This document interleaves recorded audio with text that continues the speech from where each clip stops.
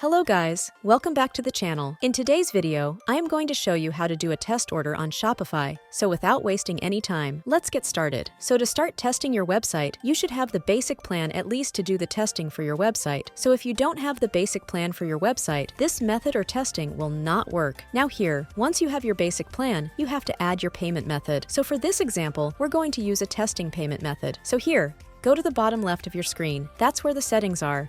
And here you want to go to Payments.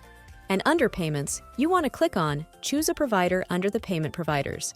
Now here you just need to type in Testing, or you just see it below here, the Bogus Gateway option. Here, just click on that.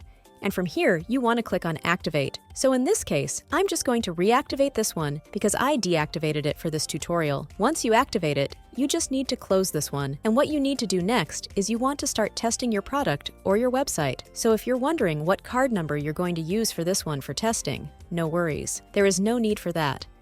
As you can see here, you can use the following codes in place of the credit card number. If you type 1, it will simulate to an approved transaction, 2 for declined transaction, and 3 for gateway failure. In card names, you can type bogus names since it's a testing payment method. And for card security code, you can use any 3 random numbers, and for expire dates in the future will work. Like for example, the 14th of August 2028, anything but it should be in future. So I'm on my website, just go to the product, and from here you just need to click on Buy It Now. And from there, you just need to complete your transaction and basically enter the required details. So that's it for the video guys. I hope this video helped. Please like and subscribe to this channel for more amazing videos. See you in the next one.